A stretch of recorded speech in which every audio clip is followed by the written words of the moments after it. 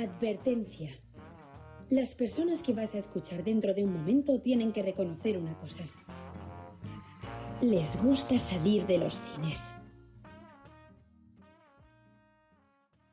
Buenas a todos, estamos en el episodio 8 de Salir del Cine y hoy tenemos un invitado muy especial que tengo muchas ganas de que viniera, que es Juan Calvo, nuestro querido Juan.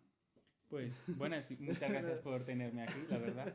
Había ganas de venir. Sí, bueno, el honor es nuestro. Juan es crítico cinematográfico, no todavía necesita trabajo, pero... Como todo, bueno, casi todos, a no ser que te llames Carlos o tu apellido rime con frutero. Exactamente, pero ya lo vais a poder conocer, es un gran estudioso del cine, también muy fan del cine polar francés, Louis Mail. Sabe un montón y ha venido a hablarnos de High and Low, que es la película que vamos a hablar hoy, pero antes de nada, ¿quieres tú describirte, presentarte de alguna manera, Juan? Bueno, brevemente que Guillem y yo nos conocimos en el mismo lugar, la CAM. Sí, la escuela. Solo que en su lugar en vez de hacer dirección, pues yo hice dirección de arte, del cual estoy bastante feliz de haberlo realizado porque me abrió camino lo siguiente que es lo que estoy haciendo ahora, que es estudiar historia del arte. Así que un poco de las historias se está yendo.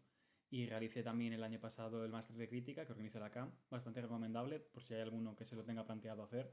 No vais a conseguir trabajo, pero sí vais a salir muy bien curtidos, desde luego. Sí. Y luego un poco creo que es la historia de todos, de alguien que ha tenido la suerte de tener padres cinéfilos y que de cierta forma ha sembrado las semillas que luego uno ha ido cultivando con los gustos particulares en concretos, pero... Pues muy bien, entonces para conocerte un poquito mejor, como estamos nosotros haciendo siempre, hoy tenemos la gorra un poquito hacia aquí, pero bueno, nosotros nos dedicamos a hacer la lista de Letterboxd, te vamos a hacer el mítico vídeo de decir las 4 favoritas de Letterboxd. Lo que más ganas tenía de que me pasase más eso y que un día me lleguen al Criterion Closet. Oh, bueno, también, yo también quiero eso.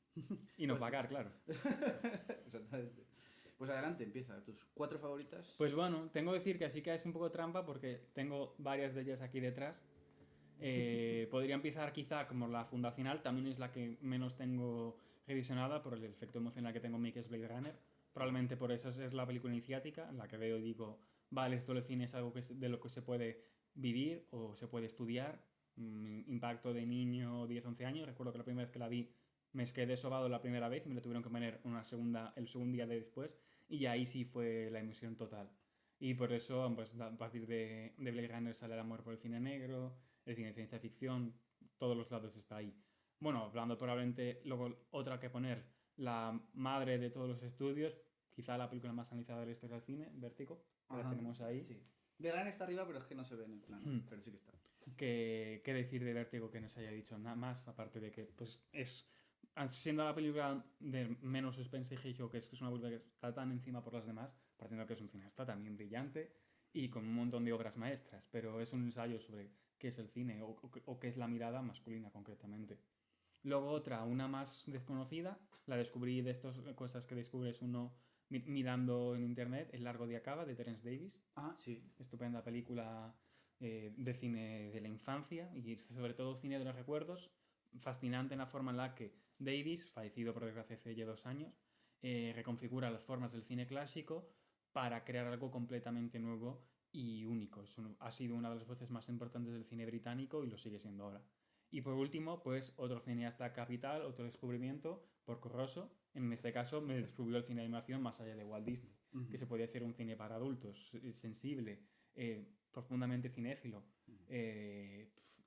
tremendamente romántico, como es pues, el cine Miyazaki, concretamente Porco Rosso, que además pertenece a esta etapa de él más cercano al cine, a la fascinación que tiene por Europa, por los aviones, no tanto su parte fantástica, que sí, igual de maravillosa, sí. también, pero aquí hace una cosa más interesante, que por ejemplo en El chico de la garza y el viento se levanta hacía, que es la idea de utilizar la fantasía como metáfora, porque restreándole el único elemento que tiene la película, menos por lo demás después es una ensoñación dentro de un contexto más o menos clásico, y en principio esos son mis top 4. Van variando mucho según el tiempo, pero en general ese es el perfil. Sí. Porco Rosso también está dentro de las nuestras, también probablemente. Sí, a ver, para mí es mi favorita de Studio Ghibli, de Miyazaki, y además que me encanta que en las 4 favoritas haya algo animado, porque a mí el cine animado es algo que me marcó desde siempre. A todos nos encanta aquí la animación. Pues nada, ya habéis escuchado que Juan habla maravillosamente y sabe un montón, no como otros que nos trabamos y empezamos a desvariar. Y entonces va a ser una charla súper, súper interesante y además, ya que has mencionado Porco Rosso y Miyazaki, viene mucha colación porque es muy fordiana Porco Rosso. Y Sí. también aquí Kurosawa Tiene algo de y Ford. Hayao Lowe tiene mucho de fordiano. Entonces, nada, adelante cabecera y empezamos el episodio. Salir del cine. El podcast de cine que le recomendarías a tus abuelos. En el programa de hoy, El infierno del odio, de Akira Kurosawa.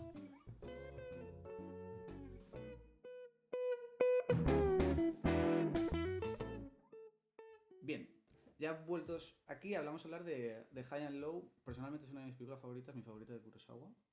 No sé, ¿vuestra favorita de Kurosawa? A mí está en mi top 3. Creo que con Ran, también película no debería de haber visto de niño, pero que vi, y pues que me tuvo un impacto estético, emocional, bestial. Probablemente con esta película y quizá Versus Zala te pondría la tercera. También pues, si es un cineasta que tiene una cantidad absurda de obras maestras, pero quizás estas son las tres que más me llenan. Otro no de sangre, dependiendo del día. Sí.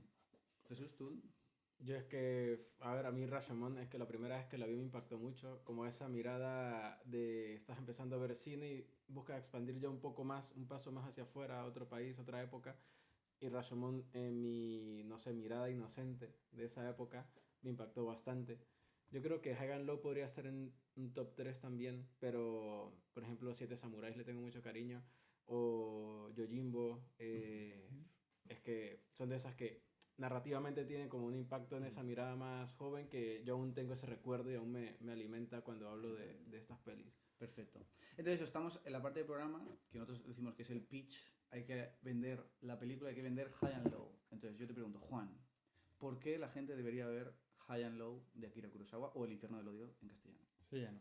Bien, mi principal motivo, creo que para vender la película, es que probablemente no se haya hecho cine procedural como se ha hecho en esta película. Es una película que pues siempre ha habido, se ha hablado, además es interesante como en la actualidad está volviendo a ver, por lo menos en el campo de la televisión, un cierto interés en las series procedurales, sean abogados, sean policías, y que es un reloj perfectamente milimetrado. Todo en esta película tiene un desarrollo concreto que va pasando poco a poco y que desde un punto de vista no fílmico, claro, sería incongruente que una investigación sea tan perfecta, pero sin embargo lo es. Todas las piezas funcionan perfectamente y es una película que muta, es una película también sobre el punto de vista, cómo puedes estar de un lado a otro, presentar al antagonista y que tampoco sea tan clave, o sea, de que no sepas poco de él, pero esté por ahí, y la idea de la policía como un ente colectivo, que es algo que más, en general, quizá en el cine clásico lo veíamos más, ya luego con la época de la modernidad se pierde un poco, pero es una película, pues eso, para ver cómo todas las piezas son lo que conforman lo que es el arriba y lo que es el abajo, y cómo pueden pasar de un lado de arriba al de abajo tan rápidamente. Y además de tener un nivel estético perfecto, de cualquier persona debería ver esta película para aprender cómo se compone, cómo se ilumina, cómo se monta, incluso cómo se utiliza la banda sonora, la música. Sí, sí, hay que comentar muchas cosas del uso de la música. Jesús. Yo es que, como lo mencionamos en el episodio anterior, hablando de Kurosawa un poco, a nivel de persona, era alguien que se interesaba mucho de una forma diferente a Kobayashi, esa aclaración la hicimos antes, los temas políticos, ¿no? El estudio este de la persona, del ser humano. Y me topaba en internet con varios comentarios de personas que, claro, la película te plantea una situación al principio, o sea, abriendo, que es bastante compleja y muchos esperan que sea como el clásico thriller, ya sea una mirada más moderna luego de lo que se hizo décadas después, del giro o del giro del giro. Y al final creo que me topé con personas que, aunque aprecian todo esto que tú comentas, Juan, respecto al cine de Kurosawa, terminan un poco decepcionados porque esperaban algo de ese estilo, cuando si tú ves un poco el cine de Kurosawa te das cuenta de que más allá de la estructura narrativa, el interés, que es muy importante y está muy pulida, se centra mucho en el tema. Y acá es la profundidad humana y que hasta qué grado se mide la moralidad de los que están arriba o los que están abajo. Entonces, si nos basamos en ese estudio de los personajes que plantean esta película, en este contexto en específico, la primera parte se distingue muy claramente de la segunda y creo que esa apertura a entender el cine un poco más alejado de estas convenciones de lo que importa es el giro, yéndonos un poco más a, qué sé yo, a las decepciones que nos llevamos con Shyamalan, por ejemplo, eh, ahí es donde creo que realmente radica el valor de este cine y creo que vale mucho la pena explorarlo por este tipo de cosas y que ya hablaré más adelante. Tú mencionas lo de que es el montaje, la puesta en escena y también como junto con la banda sonora también la forma de generar tensión, porque hay momentos en los que la tensión es muy grande hasta el punto en el que yo sentí que estaba totalmente agarrotado viendo escenas y fue como, uff, ya va. Entonces creo que por ese tipo de experiencias vale mucho la pena ver High and Low. Sí. Nada, yo creo decir, o sea, de todas las películas que hemos hablado y que hemos recomendado, yo creo que esta junto a 12 hombres es de las más accesibles quizás para un público general, para un público, para unas personas que no están acostumbradas a ver cine así. Y sobre todo la recomiendo muchísimo, primero sin saber nada, más allá de que es una película policíaca. O sea, si te gustan los thrillers policíacos, y aunque Jesús ha dicho que no tanto, para mí también me parece una película de giros. Hay muchos giros. De hecho, yo creo, Sí, o sea, sí, sí. el inicio de la película, o sea, es imposible que no te quedes agarrado al sofá, a la silla donde la estés viendo. El, por eso digo que cuanto mejor, cuanto menos saber, mejor. Porque creo que es uno de los mejores inicios de la historia del cine, probablemente y sobre todo de los mejores inicios de thriller. Hay una economía narrativa, el guión no le falta ni le sobra nada, todo está súper bien contado, súper económicamente contado. Y decir, si eres fan de los thrillers policíacos, tienes que ver esta película sí o sí. Si eres fan de las películas japonesas, obviamente tienes que ver esta película. Pero por ejemplo, si te gusta Parásitos, tienes que ver esta película. Si te gusta el cine de Fincher, Seven, Zodiac, este tipo de Killer, la última que hizo, este tipo de películas, tienes que verlas. Si te gustan las películas de asesinos en serie, las películas de policías, hay que verla. Y lo que comentaba Juan, esta película entra dentro del género procedural,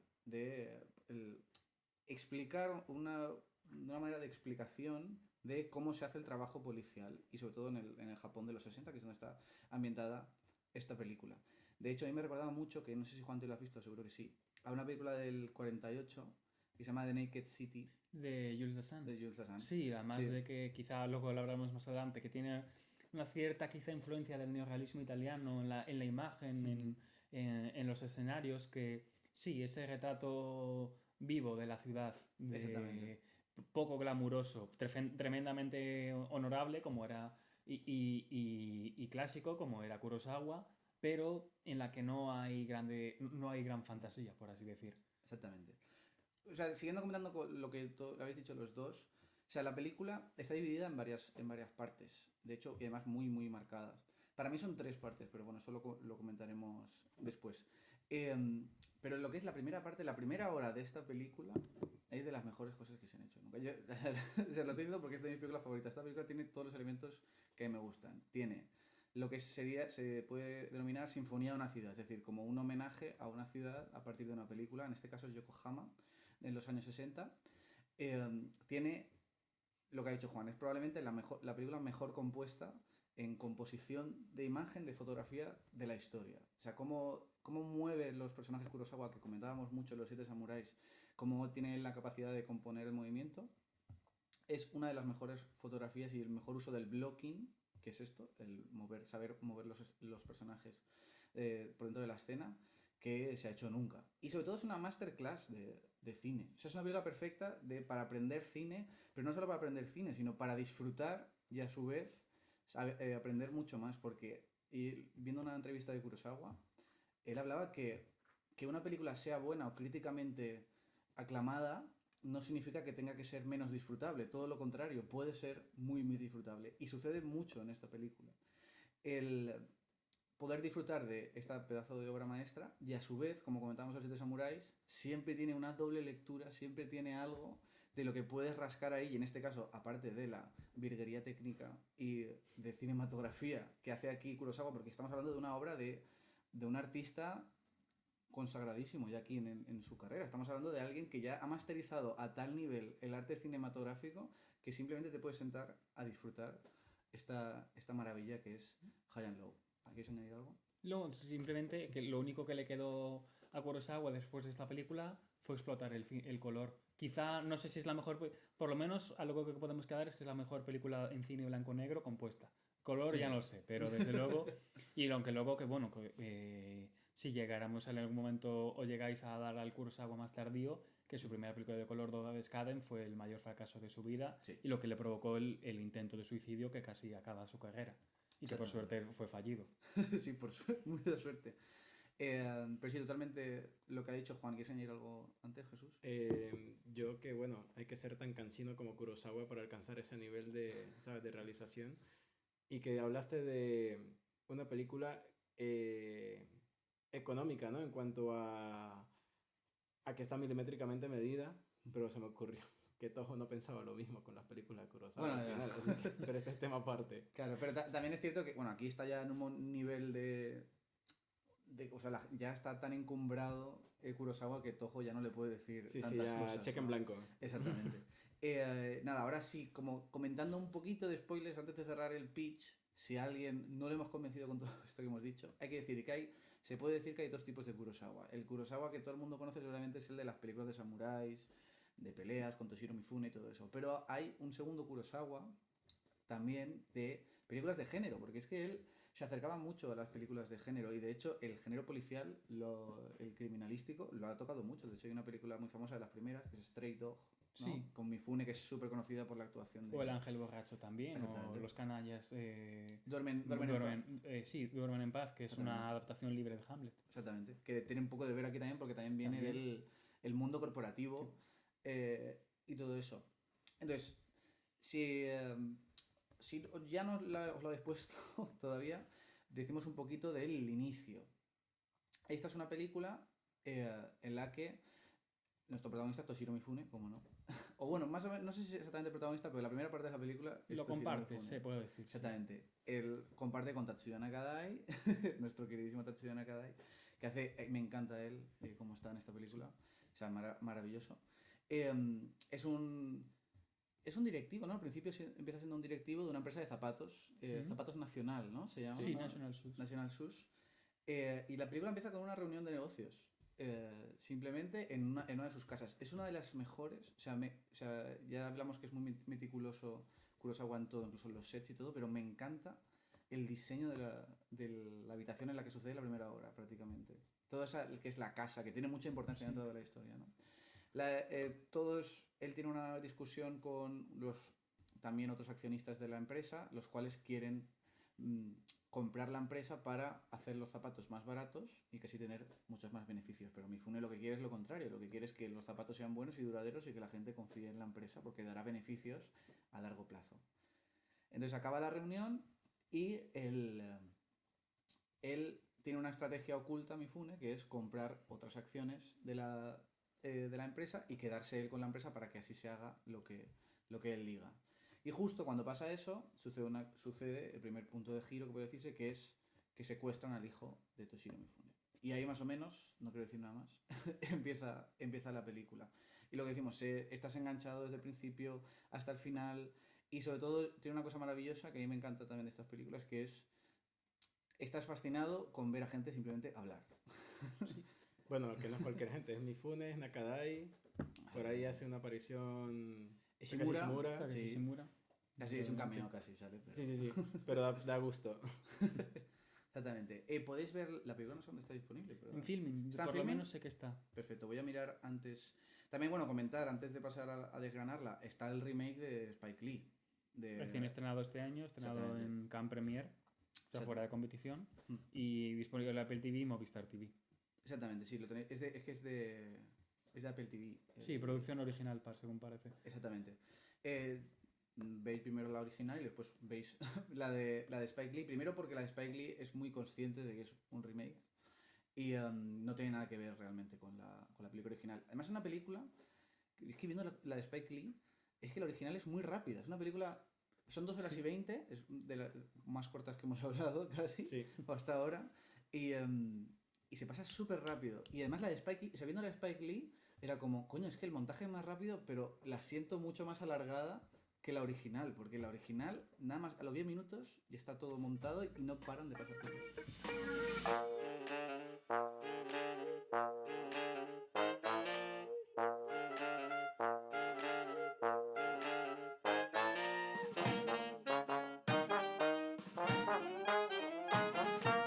Vale, ya esperando que hayáis visto este peliculón, entramos en zona spoilers. La película es del 63, se llama High and Low, es el título en inglés, pero la traducción literal del japonés es El cielo y el infierno. Y aquí en España, el título en español me gusta, que es El infierno del odio, que es como un poquito más melodramático, ¿no? Por así Sí, decirlo. más intenso, más poético, es una tendencia que se daba con las traducciones de esta época, véase Centauros del Desierto. Exactamente, pero a mí me gusta realmente A mí también. la traducción. Pero High and Low es cierto que me gusta mucho. También es uno de los pósters de películas que más me gustan a mí personalmente. Está súper, súper chulo. Nada, nuestro pequeño homenaje a Garci. En el 63 sale esta película, sale en el 63, estrenan Los pájaros de Hitchcock, que hay que comentar, aparte de ser peliculón histórico, increíble. El guionista es Evan Hunter, y es que Evan Hunter es el seudónimo de McBain, Sí. o sea, bueno, perdón, McBain es el seudónimo de Evan Hunter, que es el guionista de Los pájaros. O sea que estamos ahí ligando varias cosas. Luego también se estrena 8:30, peliculón de Fellini, Charada, El desprecio de Godard, La gran evasión de Sturges, Luz de invierno de Bergman, El gato pardo, The Haunting o La casa de los espíritus, o algo así, no recuerdo cómo se llama en castellano, de Robert Wise. Mítica de terror. Sí, de terror. Fuego fatuo de Luis Mal. Sí, exactamente. The Servant de Joseph Losey. Y se estrena también, para Hollywood no es un gran año, pero se estrena Cleopatra, mítica. De Mankiewicz, De ¿no? Sí, o de Cineman. No, de Mankiewicz. ¿De Mankiewicz? Sí, de Mankiewicz, no el Mank el guionista, sino Sí, el Mank director. Exactamente, el hermano. Jason y los argonautas fue Divertida película, sí. y con efectos especiales claves. Exactamente, histórica para los efectos especiales. Irma la dulce de Billy Wilder. Y La taberna del irlandés de John Ford. Puesto ahí, que no es de las mejores, claramente, pero yo la tengo un poco de cariño. Ese año no gana Cleopatra, que me sorprende, gana Tom Jones de Tony Richardson, pero el Oscar internacional sí que es para 8:30 de Fellini. Cannes gana El gato pardo, y es el año en el que, aunque Harakiri era del 61 o del 62. 62. Pero en Cannes la premian en el 63 pues, en el premio del jurado, es decir, como la medalla de plata de Cannes. El festival. Y en Venecia gana las manos sobre la ciudad de Francesco Rossi. Y también es un muy buen año para el cine español. Se estrena El verdugo, probablemente una de las mejores películas españolas de la historia. Y, por ejemplo, también se estrena El buen amor de Francisco Regueiro y Del rosa al amarillo de Manuel Summers. También películas muy, muy buenas.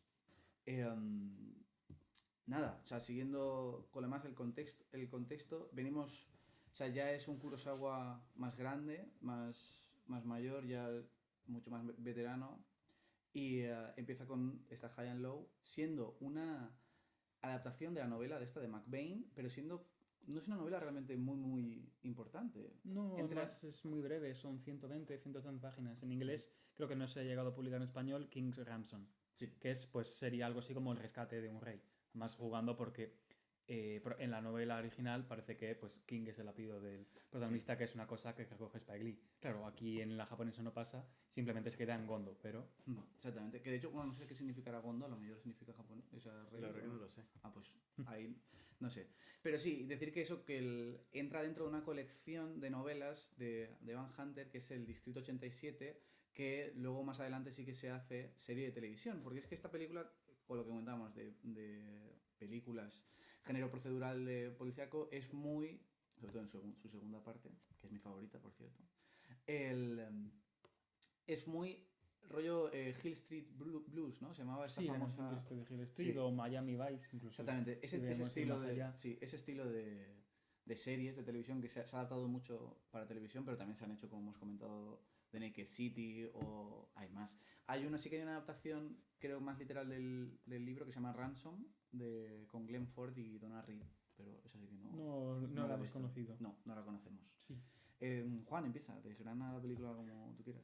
Guay, una cosa breve antes, que sí que me parece curioso, más que la he visto hace nada, que lo que pasó con McBain, que es algo interesante, que otro escritor que también ha sido muy, muy adaptado al cine y muy prolífico esta época, que me parece interesante, Richard Stark o Donald Westlake, que era su nombre verdadero, que es otro tipo que también escribía muchas novelas de serie B, bueno, no serie B, sino como lo que sería equivalente, como novelitas, solo que en su caso desde el punto de vista criminal. Su personaje es más famoso, Parker, Sí. de la cual de esta década es la adaptación más célebre, que es A quemarropa, de John Burman, que es interesante, como es un personaje que también se le ha adaptado mucho en el cine y se han cogido sus películas, no adaptándolas exactamente, sino haciendo un trabajo de adaptación en cada tiempo, porque tiene varias luego posteriores, pero es muy interesante la idea de cómo este tipo de escritores que probablemente, sin desmerecerles, no estaban como en la primera línea, eran como más propios cultivados del género. Exactamente. No, no estamos hablando de un Raymond Chandler O un Hemingway. Claro, no. Pero también, pero sin quitar el mérito Sí. también, que son Por supuesto. material. Al final es lo que tenía de esa película, es, aunque siendo una gran producción de Kurosawa, lo que conocemos como la idea del cine artesanal. Sí. Es un cine muy pensado para los grandes públicos, con grandes despliegues de acción, muchísimas localizaciones, muchísimos extras, que tiene sobre todo la voluntad, en principio, de entretener, de ser como productos que causen la atención del público. La cosa es las manos de quien cae este proyecto, pues que es de Akira Kurosawa, que en este momento, creo que si mal no me equivoco, viene de hacer Sanjuro, secuela de Yojimbo, que es su anterior película, pues que es otro éxito. Y claro, este es un momento en que se encuentra, como decís, en su mayor ola creativa. Tiene respaldo del público, ya ha ganado hace casi más de 10 años el León de Oro en Venecia, sí. Todavía le quedaba ganar la Palma de Oro, que lo consigue con Kagemusha ya mucho después. Tiene el apoyo del Atojo y se inspira para hacer esta película. ¿Cómo catalogamos a Kurosawa? Es que es un cineasta que, por ejemplo, me gusta considerar fundacional porque al trabajar desde hace tanto tiempo en el cine, y sé que es un cineasta muy nutrido por el cine norteamericano, por eso algunos le han dicho, por ejemplo, en comparación, otros dos coetáneos importantes como son Ozu y Mizoguchi y Miyazaki, perdón, que es un cineasta, claro, decían el más occidental de los japoneses, que comprende el cine norteamericano, pero es difícil rastrear una influencia directa de este cineasta debido a él. Es un cineasta que de trabajar en el cine y de ver cine ha creado una idea propia de la cual a su vez ha ido cimentando otras carreras, como que podía haber pasado con Griffith o con probablemente su mayor homónimo americano, que es John Ford. Exactamente. Es un cineasta que luego al final sí que además en sus demás películas va modulando un estilo muy concreto, sigue estando dentro de lo comercial, pero más distinto, más reflexivo, más crepuscular, sí. Desde luego. Pero nunca pierde lo lírico como John Ford. Desde luego. Eso siempre lo tiene. Sí, John Ford al final sí que es cierto que puede caer como más en una tristeza de, pues, consciente del cine en el que trabaja y el mundo en el que trabaja se está acabando. Kurosawa no, incluso en Ran, que es una película profundamente no nihilista, sino trágica, porque al final algo que también hace que todo el cine Kurosawa es interesante es que nunca pierde la mirada humanista. No, siempre considera, siempre pone el humano encima de todo y nunca considera estar por encima de él. Hay humanos buenos y malos, pero todos seguimos siendo humanos al final. Sí. Es un cine que, por ejemplo, no gustaría reconocerlo. O a Lantimos, ¿no? Que o a los Lantimos, por ejemplo, sí. Sí, sí. Pero bueno, Jesús. Yo... ¿Por dónde empezar? donde quieras.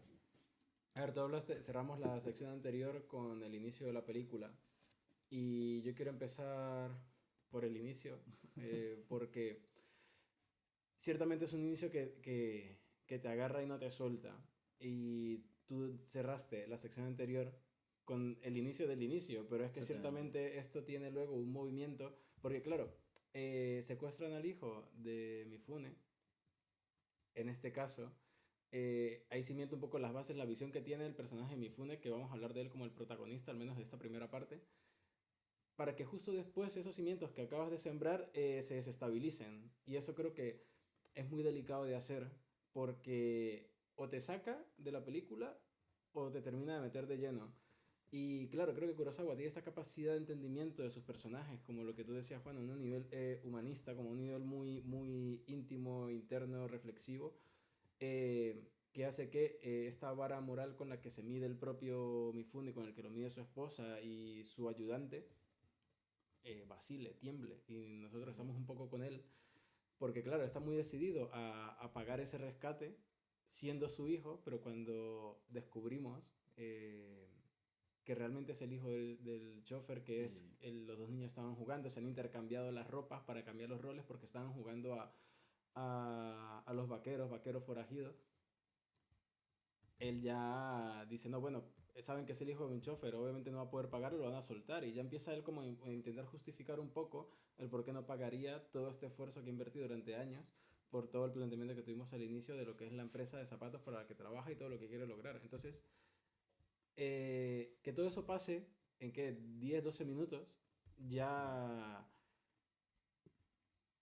habla de Kurosawa no solamente como director, sino también que, bueno, él coescribía y tal, pero como una... Y montaba también, que eso Ya, muy o sea, clave. todo, básicamente. No sé, me parece muy potente que el inicio de la película sea esto, que permita que por 2 horas 20 y algo te mantenga ahí atrapado. Sí, sí. Para mí eso, solamente en ese tiempo ya engloba lo que va a demostrar después, durante Sí, todo sí. lo largo de la película. Sí. Además es que lo que tú has dicho, desde el guión, es que el pequeño detalle, ¿no? Que es lo que es el detonante, ¿no? Que es eso, el giro de no es su hijo, sino que es el hijo del chofer. O sea, cómo todo eso determina toda la película. O sea, sin ese pequeño detalle, la película se desmorona. Realmente la película acabaría mucho antes. Pero es simplemente magnífico. Y ahí es cuando la primera parte de la película, que es casi teatral, a mí eso, lo que me encanta, solo encerrados dentro de ese gran piso. eh, y vemos ya el deslumbre y cómo Kurosawa, que de hecho, según he visto, la mayoría de esas escenas están a dos cámaras. El rodaje, que me parece una cosa loquísima, cómo se puede rodar eso tan bien y componer todo tan bien y hacer todo tan perfecto a dos cámaras. Porque era un cansino, era un fastidioso. Exactamente. Pero a mí lo que me encanta, que esto está en la puesta en escena de toda la película, es cómo constantemente vemos la película prácticamente siempre un poco desde atrás. Siempre, ¿no? Porque además está en CinemaScope, está en 2.35 y es uno también de los mejores usos del 2.35 que se ha hecho nunca. Para la gente que no sepa, lo primero que hace el director a la hora de hacer una película, de tener el guión, lo que sea, lo primero que tiene que hacer es elegir el formato de la película. A ver, ¿cuál es el formato que vamos a hacer? Porque esa decisión va a determinar todo lo demás, que es lo que se va a ver dentro de la imagen. El formato es si es cuadrado, 16 novenos es la televisión. O si lo quieres variar también. Exactamente, también como Sí. Wes Anderson lo utiliza mucho ese recurso y muchos otros más cineastas. Andrew Dominic en Blonde, bueno, que ya lo destruye directamente. Exactamente, sí. Pero bueno, Kurosawa elige el formato 2.35, que es el CinemaScope, por así decir, que pues son películas épicas, ¿no? De los grandes paisajes. Lo que tiene CinemaScope es que tienes un montón de espacio a los lados. Entonces, lo normal, si tú tienes una película de interiores, es no coger eso, es coger otro tipo de formato más achatado. Pero Kurosawa no quiere eso. Kurosawa quiere poner a todos los personajes en la escena constantemente. Y no es mete un personaje de relleno para que quede bonito el plano. No, no, no. Todos los personajes tienen sentido, dónde están en el plano, cómo están en el plano y qué es lo que hacen en el plano constantemente. Que es lo maravilloso y lo maestral que tiene todo esto. Bueno. Pues sí, es muy interesante la idea de... Más que prácticamente toda esta primera mitad de la película se desarrolla en una casa, pero sí, prácticamente un único escenario, únicos momentos donde se rompe, una secuencia que además tiene un plano brutal, creo que es un contrapicado en que está en la ducha, que se está duchando muy intensamente, claro, es de las pocas veces que sales de la habitación. Igualmente nunca... Porque vemos un poco más de la casa, sí, casi. Porque no se ve ninguna habitación, no ven apenas el hall de entrada, un poco creo que algún coche para que se justifique el chofer que tiene cómo entra y sale, pues es un espacio tremendamente aséptico a su manera. O sea, salvo por unas pocas sillas, podría estar compuesto ese espacio por Alvar Alto, que es una cosa muy interesante. Pero, y que más no produce ni incomodidad, ni tampoco hay que hacer placentero de lo cuidado y blanco que es todo. En que más, pues a lo largo de la película hay múltiples grupos de personajes, 2 en un lado, 3 en otro, se van moviendo, todo tiene un enorme dinamismo y el uso también del propio atrezo en la película es bastante mínimo porque realmente lo importante ahí es el teléfono y la mesa y sobre todo las patas de la mesa. Sí. O también, por ejemplo, un elemento que está muy bien metido a través del sonido es el reloj de cuco que tienen, también, que está muy pegado ahí. Es que el diseño de la casa me parece alucinante. Y hay una cosa que me encanta de la casa, son las cortinas. Las cortinas son maravillosas. Que son importantes. También el juego de que hay doble cortina, ¿sabes? Y luego tú te vas dando cuenta de este tipo de detalles y cómo influyen en la historia, porque están las cortinas, las típicas blancas que difuminan la luz y las que las tapan por completo, y cómo juega un poco con eso al momento de la tensión. Sí. Ya nos están viendo desde las ventanas. O sea, se ve o no la policía, si es de día, si es de noche, Sí. cómo influye eso. Son pequeños detalles que aportan mucho a lo que es la tensión en la película. Algo que iba a mencionar respecto al juego de los personajes, cómo mueve Kurosawa la cámara junto a ellos o no, cómo deja que algunos salgan y otros entran, que creo que es algo muy esencial ya desde el planteamiento del guión, y es no dejar a dos personajes hablando sin hacer nada, porque es, a no ser que tenga un sentido con la trama, es aburridísimo. Y aquí los personajes en general están conversando y hay conversaciones largas, pero están haciendo algo, se están moviendo, hay acción en Sí, esto. Y al final tampoco es que vayas a meter acción vacía, pero siempre se puede jugar un poco, y creo que Kurosawa lo hace muy bien, con la acción de los personajes junto con lo que están hablando y cómo eso se complementa sí. una cosa con la otra. Claro, eso es una cosa muy buena lo que es el blocking. O sea, el blocking, si tú mueves a un personaje, tiene que tener un sentido. Primero, dentro de lo que es el espacio de la escena, dentro del plano, a la vez, de lo que estás filmando, y dentro de que sea verosímil y que tenga sentido con lo que está sintiendo el personaje y con lo que es el personaje, ¿no? De que estás sintiendo. Y cómo él utiliza y potencia todo eso, porque es que a mí lo que me parece increíble es que no es necesario contar la historia con doce personas, pero luego con todo el sentido que le va a dar de el high and low, todo el rato, me gusta pensar mucho que la película es muy vertical, pero incluso los planos siempre está dividiendo, aunque sea, como hemos comentado, horizontal el formato, o sea, si siempre hay planos, incluso dentro del propio plano intrínseco de los que están arriba y los que están abajo. Y también cómo usa muchas veces el contraste de hay 12 personas, pero de repente solo se queda Mifune y el secretario, o Mifune y el padre. Y cómo utiliza hasta el último resquicio del plano, ¿no? Como que está aquí, Sí. o sea, no es tanto los tercios, que también, pero es como casi saliéndose del propio plano. Muchas veces que hay un plano maravilloso, súper famoso, de cuando él coge el teléfono y va a cerrar el trato. Y es Mifune en el centro, la mujer a un lado y el secretario al otro, pero súper, súper separados. Y está ahí el conflicto, ¿no? De la moralidad, la familia, todo eso con los negocios, el capitalismo. El corporativismo. Exactamente, y todo lo demás. Y de hecho, también no recuerdo quién lo ha comentado, pero la película no solo habla de el subir arriba y bajar abajo, porque hay personajes que suben, como por ejemplo el secretario, que es un hijo de puta. Claro. Sí, es un personaje ambiguo, bueno, ambiguamente cabrón, pero es un tipo muy siniestro jugando en la sombra. Sí. Y también que me gusta mucho de la película, los secundarios están súper bien elegidos, pero no solo de actuación, sino es que me fascinan las caras de todas las personas que están en la película. Sí, sí. Las caras están muy, muy bien elegidas. El Bosun, el que es el policía calvo, gordito, Sí. ese hombre me fascina. O sea, solo me detendría un rato viéndole la cara simplemente o moverse. Sí, sí. Que además se rasca así con el dedo. Y que tienes esto de Shimura en Los Siete Samuráis, de sobarse Sí. la cabeza también, que está el actor que es más recurrente, o sea, secundario, pero es de este grupito que siempre está en la investigación de los policías, el más joven, que es Matsuhiro, el actor en Los Siete Samuráis, el más Sí, jovencito de todos. exactamente. Y son caras que dan placer ver, ¿sabes? Cuando aparecen y tal.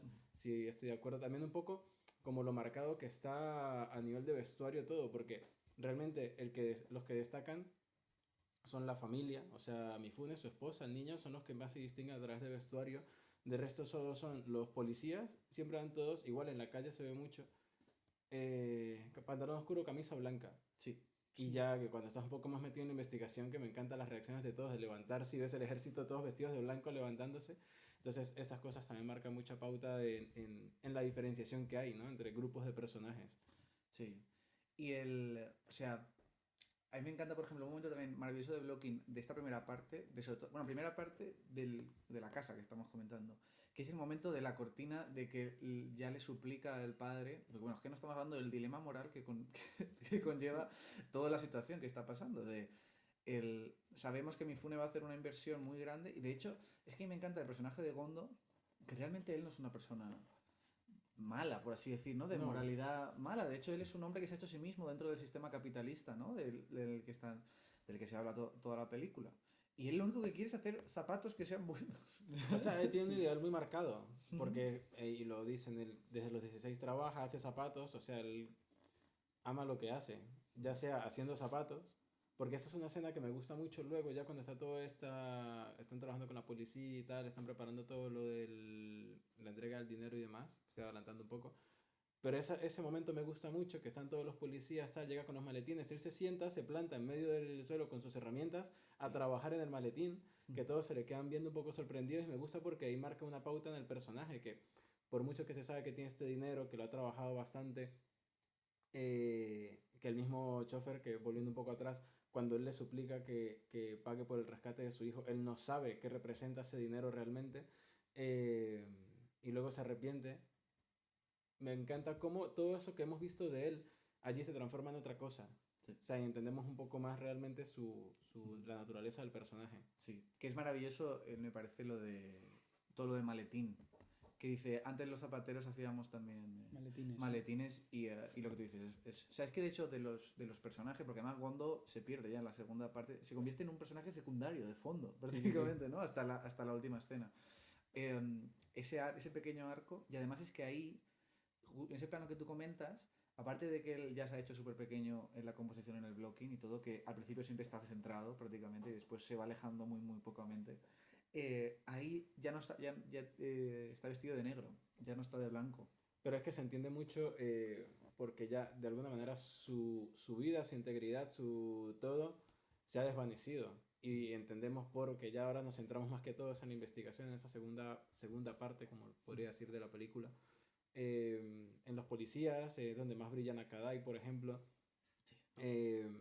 Gondo está de fondo y ya cambia, ya es un personaje que está derrotado, básicamente.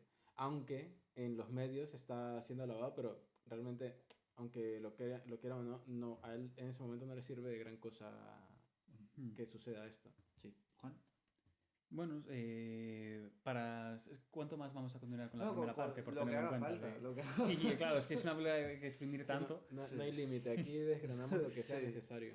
Perfecto, nada, pues yo sobre esta parte, último así que destacar, que me parece también muy curioso, es la idea de, al final, sobre todo un poco, que es muy al principio, la idea de los personajes estos, lo del corporativismo, de estos personajes son como tres buitres, los empresarios. Claro, en ningún momento de la película se llega a plantear de ¿y si estos tipos han estado detrás? Porque claro, es algo que como en un thriller más actual podrías tirar, como ideas de la conspiración o así. Bueno, aquí no. Bosun va a verles. Sí, les visita, claro, que también es un momento de comentario social muy ácido, porque al final Kurosawa es un poco como Ford, es un cineasta que muy político, pero en el cual esa película está en segunda línea. Aquí quizá esta película un poco más, por lo que trata, pero es muy interesante, ya como está cargando los cuchillos sin apuntar a nadie, ni que tenga que haber ningún diálogo específico para decir qué mal estamos, qué mal este sistema, no sé qué, simplemente pues dicen lo que ya te lo han presentado, que los empresarios son unos cerdos. Sí. Que el comentario que lo dice el propio Gosson. Son unos buitres, ¿no? Dice. Bueno, no sé, depende de la traducción, la versión que hayamos visto, los subtítulos que tenga, pero ponía como es una panda de inútiles o algo así. Sí. Bueno, es que ese pequeño momento es increíble. Pero bueno, pasamos ya. Bueno, antes de salir de esto, me encanta un pequeño detalle, que bueno, que está también al inicio, que es el fondo de la ciudad, es muy bueno. Pero durante todo este dilema moral que está haciendo Gondo, y que todo el mundo está en contra, ¿no? Prácticamente, pero nadie se atreve a decirle, más allá de su mujer, que está haciéndolo mal. Me encanta que por la mañana, cuando ya pasa la mañana siguiente, abren un pequeño la cortina, un poquito la cortina, y eso hace que entre un poco la luz, y de hecho la luz cambia y es también preciosa. Y es como que esa pequeña entrada de luz se ve todo el skyline de Yokohama, es como que de repente él se está dando cuenta, también está teniendo en cuenta más a las personas, porque de hecho en la primera secuencia de la discusión es cuando él va a la ventana a reflexionar, a mirar como el pueblo, ¿no? Como a los demás, ahí es cuando él dice, no podemos hacer esto, tenemos que hacerlo como siempre, bien los zapatos. Y es como ese pequeño detallito te dice un montón de cosas, ya solo eso, que después lo liga con el secuestrador que le dice por qué tener las cortinas, que está ese momento famosísimo de que están bajo de la mesa. Muy brutal. Sí. Y luego se continúa un momentín, que además es algo que fascinante en esta película, que tiene miles de ideas. Está desarrollado casi en grandes secuencias, esta parte, la set piece del tren, la persecución final, pero dentro de estas secuencias no hay reiteración, emplean un recurso en un momento y no están varias veces volviéndolo a hacer, lo de que estén agachados lo emplean ahí y en un momento luego cuando se pone detrás, que va un tipo que va a bajar un policía y dicen, no, espera. Pero eso está interesante porque no lo vuelven a hacer una y otra vez, de que como que al final eso lo agotaría. Kurosawa entiende bien la economía de los recursos. Se le dan muchos, pero en el tiempo adecuado. De hecho, hay una cosa que hace muy bien yo creo que es de guión y de montaje a la vez. Cuando vamos a escuchar las grabaciones, perdón, la conversación, pasamos a escuchar la grabación directamente, ¿no? Cada vez que es como que es un recurso de elipsis, pero a la vez hace que avance la historia. Sí. Y estamos en otro punto, ¿no? Muy, muy bueno. Pero bueno, pasemos a la secuencia del tren. ¿O querías comentar algo? No, quería justo... Vale. Porque son de estos momentos, hablando de la secuencia del tren, en el que hay una reflexión sobre el personaje de Mifune, que lo hace Nakadai, puede ser muy severo o duro, pero es un buen hombre, ¿sabes? Y al final vemos a este hombre que, según los cálculos que se hacen, en términos actuales, lo que en esos maletines eran como 1.2 millones de dólares actuales, ¿sabes? O sea que no es poca cosa. No. Y nada, toda esta secuencia me parece maravillosa porque, al menos en mí particularmente, generó mucha tensión. Y está esta dinámica de que se dan cuenta en el tren de realmente qué es lo que está sucediendo. Y me gusta cómo juega un poco con el espectador al respecto, porque es verdad que quedan atrapados, o sea, quedan con las manos atadas en la situación y no se siente para nada forzado en ningún aspecto. O sea, es un elemento como muy inteligente al momento de usarlo, te voy a decir por parte del guión obviamente, pero si nos metemos en la historia, por parte del secuestrador, básicamente. Entonces a mí todo eso me encanta. Sí, bueno, durante toda la película se reitera y está muy bien hecho que realmente el secuestrador es muy inteligente. Y es una cosa que, por ejemplo, en la de Spike Lee se elimina un poquito. Claro, bueno, de hecho, la secuencia del tren está muy bien tirada en la de Spike, pero al final tiene el rollo musical, pero claro, al final empiezan a salir muchos atracadores, es muy intrincado, no es lo mismo aquí, que es movimiento puro, y porque no pueden parar sus personajes, si se paran pueden perder al niño, por eso tienen que reaccionar constantemente. Claro. Además, la escena del tren del original es súper, súper mítica. Es muy... De hecho, toda la película, el inicio de esta primera parte, es un poco hitchcockiana también, de ese estilo de intriga constantemente. Es que cuando se enteran que por qué los maletines son así por la ventanilla, y Tatsuya Nakadai se entera... Y claro, como... ese que hijo de puta, básicamente, es como que cabrón. O sea, no la jugó, pero completica. O sea, eso es que es brutal. Y la cara de él, o sea, es que Nakadai es increíble. Pero yo he de admitir que cuando muestran a esta persona que tiene el sombrero y está Shinichi, el niño que está secuestrado, a mí esa toma me da miedo. O sea, la forma en cómo lo muestra, que pasa el tren, la iluminación, o sea, como estos contrastes muy marcados entre los blancos y los negros y el movimiento y la situación. O sea, esa visión de ellos dos ahí de pie, para mí es de película de terror, básicamente. Además está muy bien, que es otra cosa que no hace Spike, que es que realmente en ningún momento vemos al secuestrador con el secuestrado. O sea, nunca vemos si el niño sufre o no sufre o qué es lo que le está pasando. Solo vemos ese momento durante todo eso. Y luego en la toma que comentaban alguna vez que es muy interesante que cuando capturan la fotografía que está en el fondo que tiene cierta cosa de glow up, de el mal de fondo. Exactamente. Borrado y casi desaparecido, pero sigue estando latente. Exactamente. Pero, y además me gusta muy bonito el que te regala Kurosawa el ver el Super 8 que han grabado, ¿no? Y lo ves bien. Además la imagen es muy bonita también, o sea, está muy... No sé, es todo precioso porque otra vez lo de idea del cine, del movimiento, de los trenes son súper cinematográficos. Sí. El momento fantasma de que lo ponen además en lo más al principio que tienen del tren, casi como se hacía antes, como lo haría un Lumière. Exactamente. Bueno, la escena del tren es maravillosa y de repente acaba y entonces ahí hace una cosa Kurosawa que lo hacen muchas películas, que es de repente divide la película pero bruscamente. En ritmo, incluso en género se podría decir, o sea, hay como un cambio abrupto en cuanto a cómo está contando las cosas. Antes de pasar a esa parte, quiero hablar del momento en el que Mifune Gondo lanza los maletines, porque me encanta que es muy típico, claro, yo me esperaría que cuando vea al niño grite su nombre, pero la forma en que lo hace es de una forma en que yo sentí que realmente le importaba el niño, pero de una manera muy primal, o sea, como de, está vivo tengo que actuar y creo que lo transmite muy bien. Hablamos de la fisicalidad de Mifune. Los 7 samuráis y aquí de exacto, repente cambia y un aquí montón. es otra cosa, pero igual se siente como esa cosa primal del impulso de tengo que proteger al niño y no le, o sea, obviamente le importa, pero en ese momento es que creo que la duda es mínima en cuanto a tirar esos maletines, que luego su reacción, o sea, la cara, o sea, creo que hay una cosa en esa escena que es muy potente de él, de darse cuenta de lo que ha hecho y se lava la cara y dice, o sea, no dice nada, pero su cara dice, o sea, es como lo tenía que hacer. Sí. Ya luego vemos el encuentro con el niño de él que es y muy sale emocionante corriendo. también. O sea, a mí me parece un planazo también, así Y desde bastante Boston- abajo. Boston se emociona. Es brutal, ¿eh? O sea, es brutal. Sí. Sí, y además es que justo lo que comentábamos la semana pasada, que bueno, Mifune no era actor, ¿no? Él como que no viene como Nakadai, que es como actor del teatro tradicional y todo eso, sino que es como, pues eso, más espontáneo, él tira mucho de carisma y tira mucho del cuerpo, pero justo aquí está muy contenido, muy fordiano, muy Sí, John Wayne. es muy elegante su personaje, es que al final lo define, que creo que es probablemente el único personaje que va vestido de negro en toda la película, salvo algún momento también Mifune, es un negro muy estilizado, muy delgado, con comparación con su compañero, el detective calvo que va siempre sin corbata, ¿sabes? Como ese contraste interesante.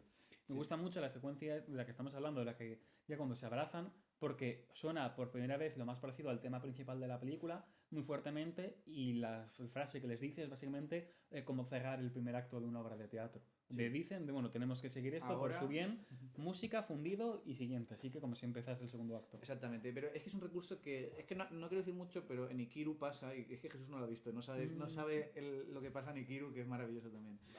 Vale. Entonces, pero es muy... me puedo ir, ¿eh? Y vuelvo en unos minutos.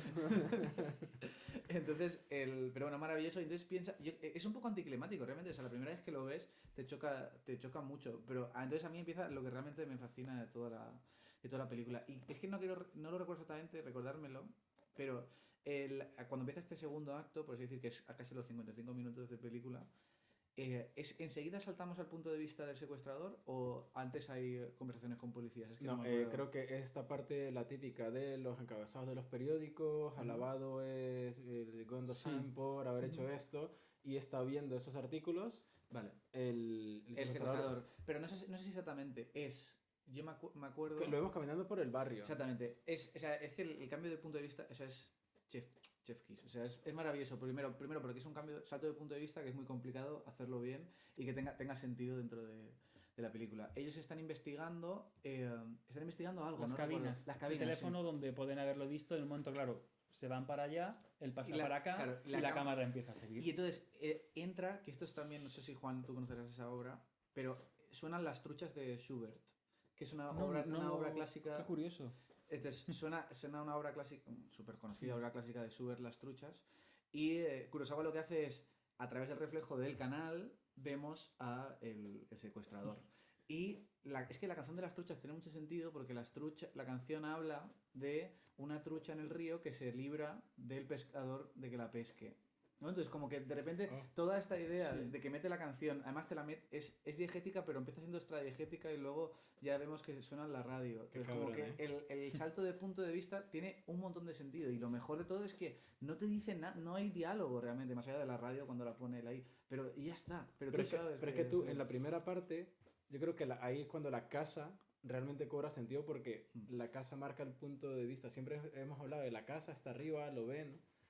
Y cuando empieza la segunda parte, está la casa de fondo, tú lo entiendes todo completamente. Sí. Ese plano maravilloso, cuando está él viendo y está justo arriba la casa. Que es brutal. Sí. Que a mí me recuerda mucho a Parásitos, justo esa cosa de la casa, que tiene también mucho Parásitos, que la casa además tiene que estar construida como de eso, tiene que ser así, de esta manera. Está medida, está totalmente medida. Exactamente. Y entonces después de eso pasa la que para mí, no sé si la secuencia favorita, pero probablemente es de mis secuencias favoritas, que es la de la comisaría.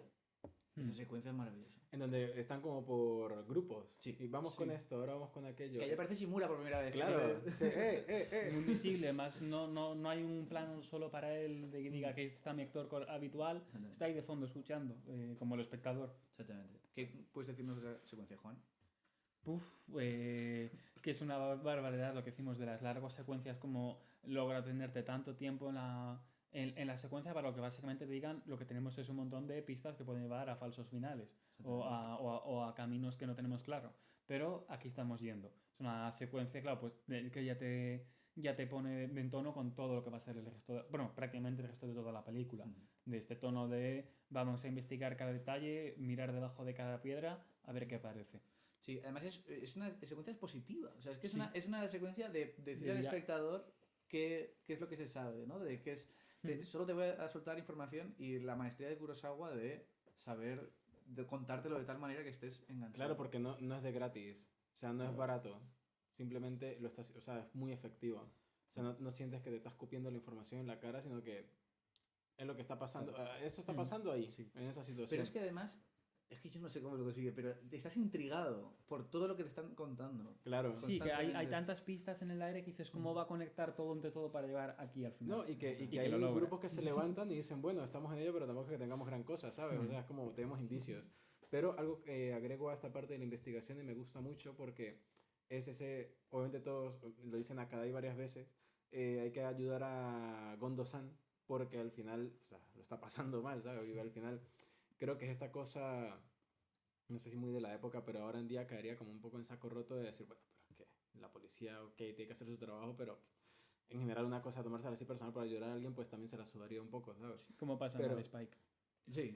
Bueno, pero yo al menos, que no la he visto, pero esa parte al menos la puedo entender un poco. No sé si es una cosa también de la sociedad japonesa, pero me gusta mucho que a esto se le suma Akoi, creo que es, o el chofer. Sí, el padre de Shinichi y el niño que secuestraron, que obviamente está muy comprometido porque básicamente su empleador se ha gastado todo su dinero, o sea, literalmente está en una bancarrota, no es por su culpa, pero se siente responsable y es entendible.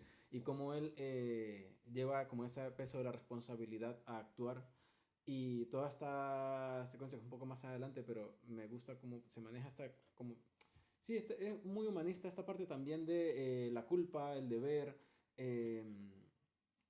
por algo que realmente no es tu culpa. O sea, no tienes la culpa de que hayan secuestrado a tu hijo, sin embargo, esa carga está ahí. Me gusta cómo maneja esto, que esta como secuencia doble en la que están los policías buscando esta pista y está él con su hijo reconstruyendo también un poco los recuerdos del niño y cómo confluyen los dos en el mismo camino. Sí. Y a mí ese juego, o sea, es como Kurosawa, lo que tú decías antes, Juan, de que hay elementos que usa, una vez lo mide bien, surte efecto y ya no lo cansa. Exactamente. Y esto es uno más que yo digo, qué tantas cosas más a nivel narrativo va a usar, y es que a mí me parece fantástico. Sí, y es maravilloso porque de repente aquí en esta segunda parte, el personaje del padre, del chofer, que simplemente era una figura de fondo, es casi una estatua de fondo, de repente cobra una dimensión más y ves que, sí, joder, pues por desgracia es un criado, es una persona de la clase más baja, pero se vuelve muy decidido, toda la primera mitad ha estado... Y trata mal a su niño, sí, a su hijo...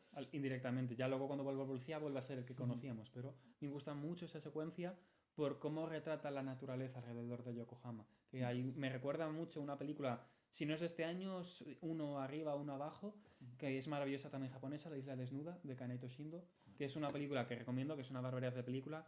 No es un documental porque es ficción, película de 1 hora y media sobre unos pescadores en una isla japonesa, en la que apenas hay 5 diálogos a lo largo de la película. Y es una película pues de paisajes líricos, que en cierta forma hay como este lirismo del monte Fuji al fondo, sí, el mar, incluso en la casa en la que luego culmina esta secuencia, que es fascinante, como rueda bueno, en ese momento sí. Ya llegaremos, como rueda a los drogadictos, ese campo, esa casa tiene algo como de la belleza en la cotidianidad muy, muy rico. Sí. Igual también hablando un poco lo de arriba y abajo, luego nos enteramos, esta casa está arriba, los que estaban dentro es gente de abajo, porque luego sabemos que pues era gente adicta a la heroína, tal, murieron por sobredosis, lo que sea. Pero cuando están arriba, pero están muertos. Sí. Es un poco también esa cosa de los juegos, ¿no? De estar arriba, de estar abajo, las además, consecuencias de... Que además eso es que es como un pequeño payoff... No, perdón, payoff no. O sea, como que siembra una pequeña semillita de los drogadictos de después lo que vamos a ver. Porque también es otra cosa maravillosa de la película, que estos drogadictos cómplices... Están fuera de campo, están elididos. Sí, solo les ves los pies. Y en la secuencia del campo, que también es pero muy están inquietante. como tapados, ¿no? Como que realmente yo no sé qué actor es, ¿sabes? Sí. Posiblemente sí que eso, que están descansando. Y luego también, es muy grueso, ahora que lo has dicho, también la otra secuencia ya muy al final, con la drogadicta a la que le prueba la droga, también está en un techo de arriba. O sea, todo al final, los personajes Claro. que suben arriba de esta clase baja, suben para morir prácticamente. Pues sí, totalmente, totalmente. Entonces, aquí, que esto lo hemos comentado antes, eh, en este segundo acto de la película empieza un poco el retrato de Yokohama, ¿no? De repente, aparte de que están investigando, es que está la escena maravillosa, que es súper graciosa. Es que además esta parte no es tan seria de la película, que es la de los trenes. El, que le El quiere experto preguntar... de los trenes. Exactamente. Sí. Que además luego bueno, tiene un personaje en Doda de Skaren, que es el niño que va ¿Ah, persiguiendo sí? los trenes. Hostia. Sí, claro, bueno, para los que hay un niño como que tiene algún tipo de déficit mental y que es el que abre y cierra la película, porque dice Doda de Skaren porque al parecer es como una onomatopeya japonesa. Ajá. Y pues claro, un poco ya está aquí el precedente. Ah, pues Es sí, muy sí. curioso. Pero esa escena maravillosa del hombre mayor que le dice, no, seguro que es este porque suena de tal manera, y no sé qué, y además creo que es un plano secuencia, creo que está rodado Sí. todo seguido. Es maravillosa y es como un poco están como en un bar de pilotos de trenes, ¿no? De maquinistas o algo, y simplemente ya hay un pequeño universo en esa Claro. pequeña escena, ya sabes, como y todos se ríen. Pero es Como... que yo creo que es parte de cuando retratas una ciudad o retratas un barrio o retratas lugares en específico, que hay directores pues, bueno, que en gran parte de su carrera se dedican a retratar así como lugares o ciudades o incluso países, pero más que todo eso, como ciudades o arquitecturas muy iconográficas, pues también era cosa de retratar sus personajes como más, o representaciones de esos personajes que son como típicos, ¿no? En mi ciudad, Sí. por ejemplo, natal, en la terminal de buses, en la parte de arriba hay retratos como de 10 personas que eran como los personajes Célebres. clásicos, sí, célebres, reconocidos de esa época, que era el loquito del centro, había una que siempre iba vestida toda con la bandera tricolor de Venezuela, por ejemplo, y siempre iba así, le decían la bolivariana, o estaba Muela de Gallo, que le decían era uno que no tenía dientes menos un diente metálico aquí, o sea, y era gente que se reconocía y esto me recuerda un poco a, está retratando también en parte un barrio, una ciudad, un poco como la idiosincrasia, el modo de vida, el tipo de persona que vive allí, ¿sabes? Y eso me parece muy mágico, casi rozando, no voy a decir que en un realismo mágico, porque obviamente pues ya eso es entrar en otro terreno, pero sí es un poco esta cosa como mágica de la gente de un lugar. Y creo Sí. que ahí se engloba un poco esta pequeña Y magia. además, es lo que comentábamos, o sea, es que Kurosawa lo retrata con mucho cariño Sí, sí. a toda esta gente de este estrato, porque yo creo que aquí estamos porque la película es totalmente vertical en estructura. De ahí el corte brusco de punto de vista entre primera parte y segunda parte. Pero para mí la primera parte es el cielo, que está clarísimo, ¿no? Que estamos arriba en la casa de Mifune y tal. Esta parte que es más investigación, sobre todo la parte de la central de policía, para mí es el limbo. Y luego toda la otra parte que es más ya pura persecución. La final, sí, Sí, eso sí es el infierno totalmente, ¿no? Los barrios bajos, Las de Yokohama. discotecas. Exactamente. Me gusta esa imagen de como la central de cárcel. policía como un limbo, porque estando allí puedes subir o puedes bajar, Es que de hecho, por eso yo digo que es un limbo. pero sin salir del limbo. Exactamente. Es que son los. Hay una cosa que caracteriza mucho esta película, que los policías son muy puros realmente, ¿no? Como que es. Sí. Que yo supongo que es una cosa también muy japonesa, pero creo que está hecho a posta. En plan, este tipo de películas puede haber como corrupción policial, ¿no? De repente, que de hecho en la de Spike Lee, obviamente Spike Lee no va a hacer Una película en que ponga a los Claro. policías como modelos correctos. Exactamente. Entonces ahí está el cambio, pero en esta me gusta porque está muy bien justificado, porque estamos hablando de eso, del cielo, del infierno, y estamos hablando de la gente de a pie. Y los policías simplemente están como un medio, son como San Pedro, son los que deciden quién van a un lado y quién está dentro y fuera de la ley. Sí. Entonces, como que está muy muy justificado y Tatsuya Nakadai lo hace perfecto para eso. Sí. Sí, totalmente. De hecho, no se suelen posicionar durante toda la película, que es una cosa también que me parece maravilloso. En el principio, cuando están en la casa, ellos reaccionan, pero nunca dan opiniones, no son activos, ¿no? Dan la espalda hay una escena maravillosa que cogen cuando vuelve el secretario, que ya es ex secretario que ha sido con los otros, que le ofrece un cigarro Mifune a los policías, que cuando el Mifune le echa, ellos se fuman el cigarro como ahora Sí, se van como, total. bueno, vale, sí. Estamos de acuerdo con Gondo. Y sí, entonces como que es un poco extraño incluso verlo ahora, a día de hoy, porque la imagen de la policía.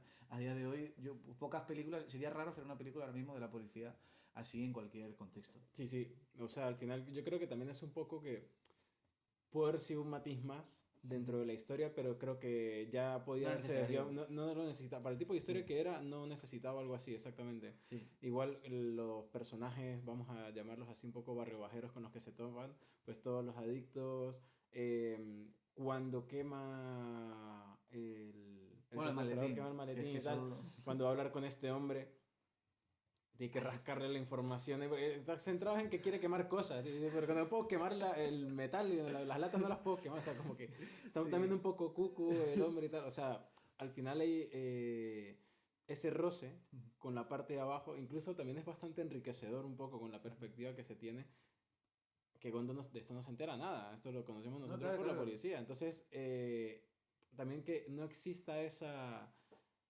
conexión entre ambos mundos está muy marcada ahí también, incluso entre Gondo y su chofer. Claro. Ellos están muy diferentes. Cuando el chofer Sí, va sí. con su hijo a investigar, es que Gondo ya no existe. Sí, sí.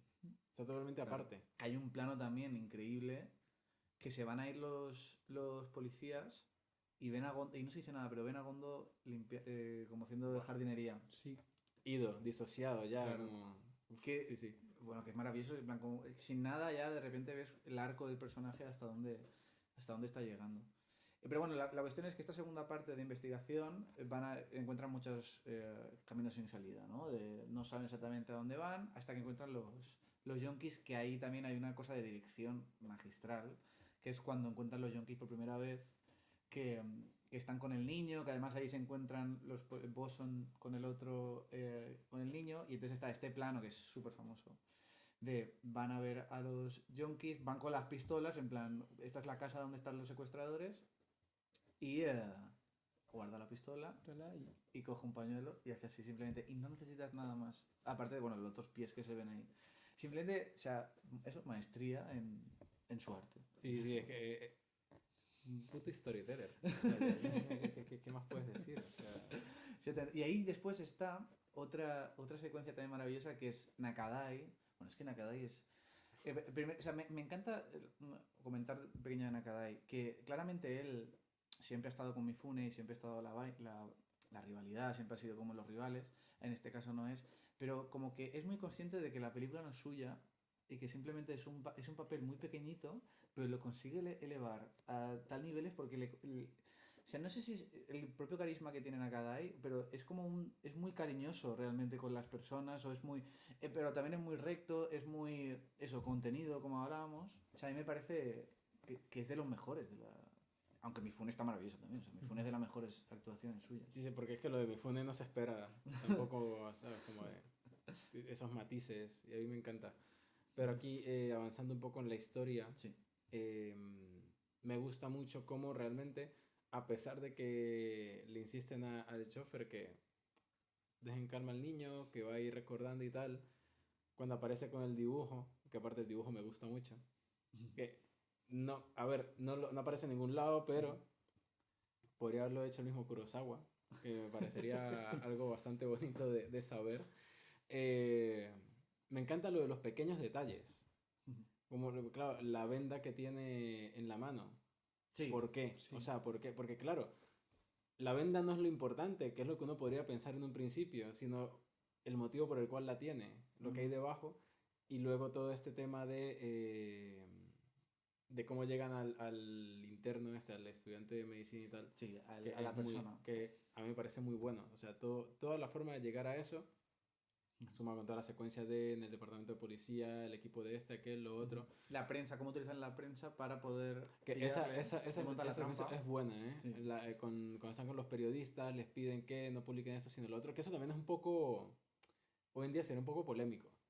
No, pero eso se hace en la policía, se hace muchas veces. Claro, pero digo que desde un punto de vista un poco más inocente a nivel, ¿sabes? De la gente de a pie, cívico y tal, podría ser un poco polémico, ¿no? El uso de los medios o lo que sea, que si sea por una buena causa, pues al final puede generar su debate. Sí. ¿Tú qué piensas, Juan? Mientras voy cambiando la cámara. Uy. Nada. No, bueno, curiosa lo del dibujo, podríamos enlazarlo quizá con el cebo Sí, de estaba Baida, pensando igual. de la idea del... Bueno, y luego ya de forma tardía, pues con el espíritu de la colmena, con la idea de esta imagen infantil pero llena de algo perturbador por dentro, Sí. como es el retrato de este personaje, que es lo que decimos, es con la secuencia en la que ya le localizan finalmente, está genialmente rodada, porque más casi te sientes que vuelves a estar dentro de la casa, porque están en un lado, están en una pared, tienen ahí el cuadro en que permiten ver, lo reconocen, se levantan y se tienen que parar, se tienen que agachar de nuevo, de impedir que ese personaje les vea. Y a partir de ahí ya queda como pavimentado el camino para llegar al infierno. Exactamente. Que ahí ya es, claro, como que cerramos esta peripecia, ¿no? Del segundo acto, segunda parte de la película. Y entonces ahora dicen a Kadai, ¿no? De no queremos que le caigan, no recuerdo cuántos años. Sí, en los 15 años. Este tipo merece la pena capital. Sí, exactamente. Exactamente. Y entonces van a tenderle la trampa. Y entonces ahí está toda esta secuencia de persecución también de ahora estamos en el infierno, estamos en los barrios bajos. Viene una de las... yo creo que es mi secuencia favorita. Ahora, porque no me acordaba nada volviendo a verla, pero es la secuencia del bar. La secuencia del bar. Con los soldados americanos, claro, al final es lo que recuerda. Estamos en la posguerra, todavía seguimos teniendo los efectos aquí de hemos salido, Japón ya está mejor, pero todavía queda algo. Sí. Pero la secuencia del bar me parece también otra de magistral, porque yo estaba diciendo, o sea, lleva haciendo toda la película, es lo que comentábamos, en plan, todo está rodado como un poco desde atrás, viendo toda la imagen, todos los personajes, y cómo coge esa idea y la lleva a la escena del bar, cómo constantemente, porque cualquier otro director habría hecho point of view del secuestrador, point of view de los que le siguen, point of view de la mula, point of view de no sé qué, pero Kurosawa lo mete todo en el mismo plano. Pero es increíble cómo, a pesar de eso, tú siempre los tienes ubicados con un sitio tan abarrotado de gente, como tan caótico. No sé, o sea, pregúntame si sé cómo, pero no sé. Pero o sea, a su vez, que es lo más complicado, creo yo, desde el punto de vista de dirección, cómo hace que todos esos extras sea súper creíble. En plan, tú te crees que todo el mundo se está de fiesta, que ellos están viendo, y hay una cosa que hace, o sea, un efecto que crea el que él ponga tantos elementos en la imagen, que es como buen director, él tiene que hacer que tú elijas el punto clave al que mirar. Y lo hace a partir del movimiento, a partir de la composición, a partir del movimiento de manos, la mirada, todo eso. Y ahí está el detalle que me alucina de la película, que son las gafitas del secuestrador. Eso es icónico. Sí, una barbaridad. Y luego más claro, al final como mezclas tantos elementos, casi los elementos se chocan entre sí. El extra que aparece un momento, uno de los negros que está ahí, y que claro, que casi echa por borda porque se pone en medio de un detective, es una cosa de unos segundos y de repente, claro, dice de aparta, no sé qué. Y sigues viendo la acción y las gafas son las mejores gafas de esos rodadas en el cine, quizá. Top 3 desde luego. Sí. Yo no sé cómo porque yo lo que me imagino es que tienen... Habría que preguntarle a Felipe un día que venga, pero que le ponen focos muy concretos en los ojos para que le reflejen que es lo que no debería hacerse, ¿no? En plan, como que lo que académicamente no debería... No está bien visto. Pero acá en el callejón cuando se le acerca a la mujer, es como si fuesen los ojos de un demonio, ¿sabes? O sea, que es una cosa muy impactante. Y hacer eso es súper complicado. Y aparte también que le estás quitando al actor como su mayor baza, ¿no? De los ojos, la expresión. Y aún así el actor, que era muy joven, era de las primeras películas que hacía. De hecho, viendo una entrevista de él, decía que Kurosawa no le daba ninguna directriz. que le gustaba que fuera así, pues esa cosa que tiene de joven, de juventud tal, que él venía mucho que hacía obras de Shakespeare, también, el chico de joven. Pero tiene también como una forma de caminar muy, muy concreta, sobre todo cuando entra al bar. También qué maravilloso que pide el esto. Hace un gesto mínimo, pero que me parece también otra cosa que es muy buena, que es, va a pagar lo que ha bebido y como es un billete nuevo, hace así y lo da al bartender. Que es una tontería, pero es que está muy, muy, muy bien hilado y muy bien tirado. Y entonces ahí, en esa secuencia que es maravillosa, o sea, pasamos de las cortinas de la gran habitación a los espejos de la discoteca esa que además como abre con el plano contrapicado así con todo el bar, que es precioso. Y entonces sucede la secuencia del baile famosísima, que es de la que se copió Tarantino para Pulp Fiction. De hecho, yo siempre pensaba que era la de 8:30, pero según he estado leyendo, Tarantino dice que es esta la escena en la que se basa. No, de 8:30 es sobre todo el baile en concreto, el twist ese que tocan, pero ahí está. Además, esta secuencia, el único cineasta que veo como con la capacidad, claro, hubiese sido mucho más gamberro a Brian De Palma rodando algo así. Sí. Es un grandísimo general con muchos personajes en una discoteca, solo alguien así podía Bueno, es que rodarlo. De Palma lo ha dicho muchas veces, que Kurosawa también le ha inspirado un montón. Pero sí, y además es que lo que he comentado antes, o sea, es todo ese momento del de te lo doy, no te lo doy, hay otra vez, vuelve la tensión a tope porque la película parece que va tensión así, de repente se aplana todo un poco, aunque siga habiendo intriga, pero en esta vuelve a subir la tensión otra vez de a ver cuándo le pillan, porque le tienen que ver comprando la droga o matando Sí, a y una acercándose persona. a la casa. Es que eso ahí llega como al punto máximo cuando Nakadai reflexiona, porque todo le parece muy extraño, de que realmente su intención original no es hacer lo que ella pensaba que iba a hacer, que ir directamente a la casa, sino que va a probar si esto surte efecto como él piensa. Y ella es cuando, o sea, eso, la tensión llega a su pico máximo y ellos tienen que actuar rápido y tal. Que es una mierda porque al final, claro, esa imagen de esta mujer con la espuma en la boca y tal, creo que es la más gráfica de toda la película. De hecho, claro, es que viéndola a día de hoy, yo estaba viendo y digo, hostia puta, es que esto es lo de Filadelfia y lo del fentanilo y todo eso, y esta película de los 60, y mira, todavía estamos ahí, ¿sabes? Sí, o sea, eso era un callejón de zombies, Sí, básicamente. Y además en sonido se hace mucho... Y todo eso. Entonces está completamente claro. Una película que tiene un ritmo tan rápido está alargada, es plomiza. Como las personas que quedan ahí o lo que queda de personas.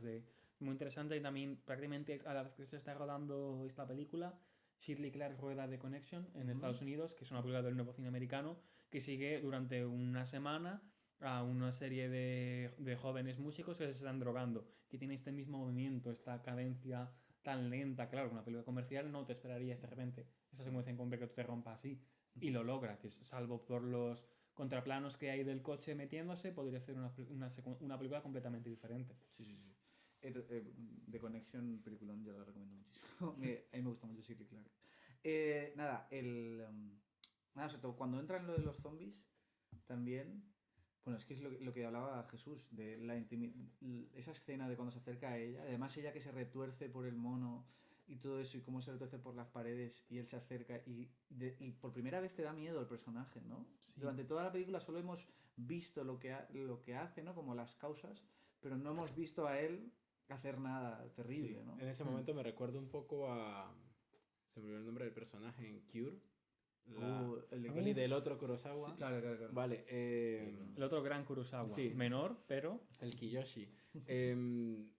Para mí uno de los villanos más perturbadores sin todos estos aspectos típicos de un villano. Me recordó en ese momento mucho a Cure, que es un peliculón también, por ese personaje en concreto que es como muy potente. Quizá en la secuencia en la que se introduce por primera vez en la playa en Cure, con este que está caminando, como que parece estar medio al helado, pero eso no es fingido de alguna forma. Sí, hay como algo en la forma de andar, como en la cadencia, como esa lentitud, su actitud que me recordó mucho a este.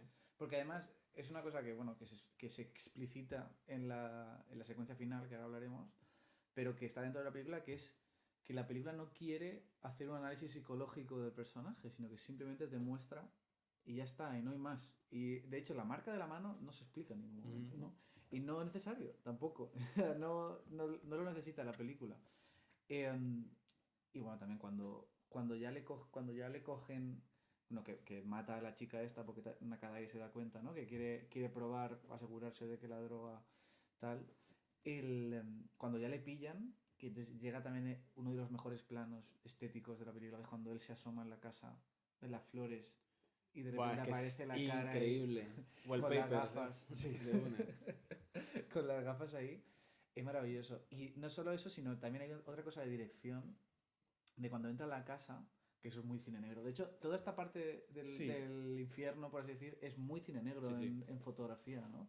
Es muchos claroscuros y tal. Ay, me he saltado una cosa que es muy buena. Cuando él se encuentra con Gondo. Sí, que es un momento claro. mínimo y que está ahí. inesperado también. Y como cuál es el punto, dices, como de acercarse a él, como que, claro, lo máximo que puedes pensar es la idea como de que él diga en su cabeza, he estado con el tipo que le ha arruinado la vida y nunca se va a dar cuenta. Claro, Sí, al una final... especie de mini Retorcido. victoria, ¿sabes? Sí, sí. Pero eso es de sociópata total. Que hay un momento, o sea, hay un gesto mínimo que él acaba un cigarro, le está viendo a Gondo y de repente va al bolsillo y digo, puede coger una pistola, tú puedes pensar, hostia, cuidado que lo va a matar ahora, y no sé qué, pero se enciende otro cigarro, que es muy, muy bueno. Pues sí, sí. Y nada, la secuencia cuando le pillan en la casa de los drogadictos, me encanta que la luz, muy cine negro, está todo como en cuadrícula, ¿no? Como la rejilla de la luz y es como que ya está encerrado, ya la han pillado, porque de hecho es el mayor error que comete él en la película realmente, porque si él hace la prueba con la yonki, podría haber pensado, entonces sí que han muerto de verdad, porque ya antes le he dado heroína pura. Pero no, él vuelve a asegurarse, bueno, ellos le han montado la trampa de que han limpiado todo el apartamento. Claro, pero también juega a favor el hecho de que es muy joven, o sea, es un chico estudiante y tal, y eso lo juega en contra, totalmente. Sí, sí, sí, totalmente. Y bueno, que se quiere suicidar con con la Pues heroína, claro, también un momento muy intentan bueno. parar, cuando Sí, dicen, sí. claro, te ha caído la gorda, no vas a salir de esta, y le logran parar, es muy fuerte la mano que intenta agarrar y no cae. Sí, sí. Que además hay un corte. Sí. Sí, lo tengo que devolver un poco en un Sí, momento sí. para ver si había visto Claro. bien. Sí, sí. Que no sé si será por fallo de récord, porque o sea, Kurosawa lo montaba las películas, o porque quiere hacer, porque eso se hace mucho también, el corte por énfasis, para enfatizar algo que de hecho Spike eso lo hace constantemente en la película, los remakes de cuando se abrazan o cuando se chocan, lo hace constantemente, de repetir la acción para hacer con el corte. Pero sí, sí. Y falta la última escena en la casa de Gondo, ¿no? ¿Qué puedes comentar de eso? Que muy elegante, ¿no? Cómo está narrado el de las cosas se han resuelto, ha recobrado un hilo, pero ¿hasta qué punto? Porque va a tener que empezar de nuevo. Están felices hasta como culminar la secuencia. Es decir, puro silencio, un movimiento de un personaje que se acerca, le pone al cuco, ¿no? No, le pone al sofá donde se van a sentar, sí. que es muy bueno, ¿no? Que se van a sentar y le pone el eso y hacen... Disculpe, sí, pueden sentarse hasta la subasta y les dejan ahí en la penumbra. Es que a mí eso me gusta. Porque y luego al final, aparece el cuco también. Claro, que es un cierre al arco del personaje de Gondo que es agridulce. O sea, ha recuperado algo, no era lo que esperaba, ha perdido mucho también, no es un final feliz. Y eso me gusta porque es más real, va más acorde a lo que ha querido contar y a que por mucho que estés arriba, en algún momento puedes bajar. Sí, sí. Entonces, es más fácil bajar que subir. Es más difícil bajar que subir, pero no estás exento. Y cuando mostraron al principio es un personaje que se ha forzado mucho y tal, y que al final termina así, pues digo, bueno, eso es, por esa parte me gusta narrativamente y el cierre del personaje me gusta eso, pero falta luego esta secuencia, pues ya la escena final. Sí, sí, sí, sí. La escena, yo creo que es la más famosa de la película, ¿no? Puede ser, sí. Y se ha rehecho muchas veces, de hecho, en The Batman. Yo creo que la escena con el Joker de Matt Reeves es muy esa escena. Juan, ¿qué nos puedes contar de la esa secuencia escena final? histórica? ¿Cuánto que decir, no?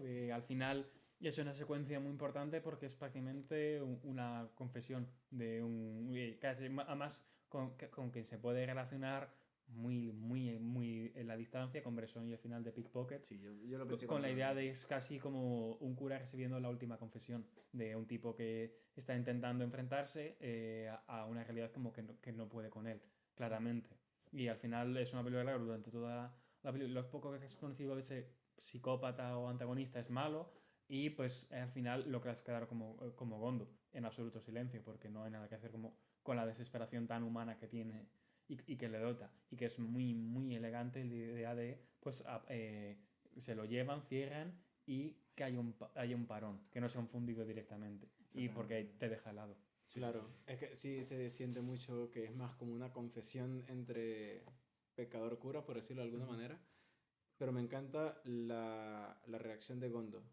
O sea, es como, porque no hay resentimiento, no hay odio, hay como más bien siente lástima, como una pena, no solo por él, sino por toda la situación, por lo que desencadenó todo. Y me parece muy humano también, y creo que va muy de la mano con lo que hemos conocido de Gondo hasta ese momento, y del secuestrador, el hecho de que es un chico muy joven y que es normal que entra con ese aire de prepotencia, ¿no? Se sacude las manos de los guardias y tiene como este aire de seguridad y va como con prepotencia para al final igualmente derrumbarse porque puede más este peso de las consecuencias que esta actitud, ¿sabes? Como más juvenil y que no le importa nada. Y ese contraste entre los dos personajes me parece que está muy, Sí. muy marcado. Yo creo que lo que me parece más maravilloso de la puesta en escena de ese momento final es la reja y el espejo. Y que tú ves constantemente A el los reflejo de los dos, ¿no? Que yo creo que eso lo juega mucho Matt Reeves con lo del Joker y el Batman, ¿no? De que realmente son dos personas, porque es que realmente el personaje del secuestrador eh, también es un chico que se decide no contar nada de su historia, simplemente sabes que es desgraciado, pero joder, es un chico que está estudiando, que es inteligente, que está de interno para ser enfermero. Y todo eso, y es como, en otra vida, si hubiera tenido suerte como Gondo, porque da la impresión de que él se esfuerza también, como Gondo se esfuerza un montón por hacer los zapatos y por ser un buen zapatero. Pero es un poco el sistema, ¿no? Y ahí está un poco la tesis de la película, ¿no? De cómo a partir de la suerte a veces puede terminar esto, pero puedes bajar mucho más rápido de lo que puedes. Pero no sé si subir. han visto Better Call Saul. Sí. Bueno, el personaje de Jimmy es un poco eso, es como encontrarse con su hermano, es alguien que se esfuerza mucho, es muy inteligente, pero lamentablemente sus caminos no son los correctos y por eso termina como termina. Es un poco también no solamente tus capacidades, sino también qué haces con ellas. Entonces creo que va un poco por ahí también la construcción del personaje. En este caso, el tema de Kurosawa, hablar un poco de arriba, de abajo. Y lo que tú dices, subir cuesta más que bajar muchas veces y que lamentablemente a veces las circunstancias hacen que alguien, por mucho que tenga todas estas cosas, Claro. no pueda subir. Y yo creo, o sea, no sé vosotros qué opináis, pero yo creo que él realmente, el secuestrador, es que no recuerdo el nombre del personaje, pero él quiere tener esa conversación con él porque, bueno, él lo dice, ¿no? Explicita de, no quiero que pienses que me matan y estoy llorando o lo que sea, todo eso, pero lo que quiere es, creo que él quiere decirle lo tanto que le odia, Sí. ¿no? Ese es infierno del odio en el que vive, de al final que le ha impedido hacer otra cosa y el que termina quemándose a sí mismo. Sí. Bueno, pero creo que va un poco de la mano con el comentario en la escena del tren, que creo que es el Gosson el que hace ese comentario, o uno de ellos, que dice, no es que sienta simpatía por ningún rico, pero creo que él igualmente es una buena persona, ¿sabes? Sí, y sí. que es un pensamiento muy común, muy entendible también en esos tiempos y en los actuales, pero que al final, incluso la gente que está en el limbo, hablando con esos términos, refiriéndonos a los policías, es esa reflexión también, ¿sabes? De hasta qué punto realmente es una buena persona alguien que está arriba y de alguna manera ignora. Nunca vas a ver a Gondo metido en el barrio de los zombies, por ejemplo. Sí, sí. Entonces, ese tipo de cosas, ¿dónde está la balanza realmente? ¿Dónde está la vara que mide la moralidad de alguien dependiendo de su situación de vida? Entonces, creo que se marca mucho en esa última escena también este tipo de aspectos. Sí, sí. Pero bueno, yo creo que, o sea, porque por ejemplo está este momento de que él tiembla, que dice, no estoy nervioso, y empieza a temblar. O sea, para mí es como una exteriorización del odio que tiene y de todo lo que tiene ahí dentro este chico, que es que yo, además se cuenta solo en el plano de la casa del chico con la casa. Sí. O sea, solo con eso entiendes perfectamente todo lo que se le sucede al chico. Y es muy bueno que la película, o sea, es una escena que en una película cualquiera, una película de Netflix, al final aquí vendría ¿no? como la explicación o incluso el giro, ¿no? No, Sí. no sé qué tal. ¿Por qué has hecho esto? Claro. Me pasó esto, así ha sido así. No hace falta estas cosas. Claro, claro. Y ahí está la maestría de Kurosawa, ¿no? En ese momento. De hecho, según he estado viendo, había una secuencia después de esta. Y Kurosawa dijo, la voy a cortar. Y voy Que era acabarlo- como un voy a diálogo, acabarlo así. era un diálogo largo. No sé exactamente qué hacía esa última secuencia, pero según decía el actor del psicópata, decía que había una última secuencia, pero que Kurosawa le gustó tanto como quedó esta, que lo decidió acabar ahí y es uno de los finales más, Claro. más míticos. Creo que era una especie de monólogo lo que había. Pero dijo, mucho texto. Vale, vale, vale. Pero no sé, bueno, maravillosa la película. Genial. Juan, yo he dicho que mi momento favorito es la fiesta. ¿Cuál es el tuyo? ¿Tu momento, escena, plano favorito? Pues te diría que sí, quizá la secuencia de los zombies, por esto de lo que hemos dicho de cómo rueda una sensación fílmica, o la secuencia del descubrimiento del cadáver de los drogadictos, como todo este paseo que nos lleva hasta allí. Claro. Ay, no hemos hablado de una secuencia muy importante, la secuencia de la bolsa cuando se quema, del color. Sí. Bueno, Claro. Bueno, a nivel técnico... Pintaron la película. O sea. Sí. Que es curioso que en medio de una película de 2 horas 20 blanco y negro te aparezca una pizca de color ahí. expresivo. Claro, hay que decir que bueno, que en esa época había películas en color. Joder, Sí. Hemos hablado Cleopatra, los pájaros, todos, Claro. todos estaban aquí. O sea, pero, y de hecho, puede ser que mucha gente no lo sepa, pero las películas antiguas de los primeros años 10 y todo eso, muchas se pintaban. De hecho, en España, segundo de Chumón, era súper conocido, cineasta de la época, que pintaba las películas y era muy bonito. Realmente era como un trabajo de fotograma a fotograma, ir pintando como un cuadro. Sí, un trabajo intenso. Igual manera la película cuando la proyectaron en televisión lo quitaron. No se veía el color y imagino que el impacto no es el mismo, claramente. Sí. Pero sí, eso dato curioso. Ríete tú, la lista de Schindler. Ya. Spielberg, te copiaste. Ahí Luego está. avanzo que cuando hablamos de la lista de Schindler, que queda poco, vamos a hacer el programa especial desmontando la lista de Schindler. La lista de Schindler. para la gente que cuando nos toque hablar de ella. Nada, perdón, Juan, has dicho, tu favorito era el momento de los yonkis y cuando descubren el cuerpo de la secuencia de lo que decía el retrato natural de Yokohama. Sí. Bueno, de lo más bajo, realmente, ¿no? Hasta las profundidades. Claro. Jesús, ¿tú? Yo, a ver, decir la del tren es una obviedad, pero es que es maravillosa y sobre todo ya cuando culmina toda esta parte en el baño, con Mifune ahí dándolo todo. Pero me gusta mucho la que mencioné antes, esta doble visión de cómo confluye la búsqueda del chofer y su hijo y los policías cuando llegan a la casa de los yonkis que ya están muertos. O sea, como todo ese juego, el paisaje, el recorrido, el recuerdo y cómo confluyen los dos en la casa, toda esa parte me gustó bastante, me dejó como que potencia muchísimo ya toda la intriga que tienes acumulada. Sí, increíble. Ya por último, por hablar, porque Jesús, no sé si tú lo has visto la de Spike. No, bueno, pues comentar un poco el remake de Spike.